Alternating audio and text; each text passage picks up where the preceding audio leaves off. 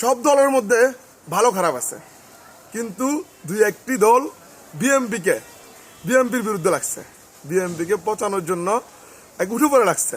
আপনাদের উদ্দেশ্যটা কি? আপনাদের মূল উদ্দেশ্যটা কি জাতি জানতে চায়, আমরা জানতে চাই। কেউ কি ফেরেস্তা? কোন দলের মানুষ কি ফেরেস্তা? আপনারা বলতে পারবেন আপনারা ফেরেস্তা? সব দলের ভিতরে যদি ভালো খারাপ থেকে থাকে স্বীকার করছেন না কেন?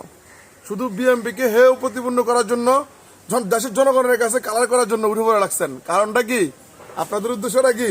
জাতি জানতে চায়, জাতি এই জিনিসটা জানতে চায়, আমরা এই জিনিসটা জানতে চাই। আপনাদের মূল উদ্দেশ্য কি?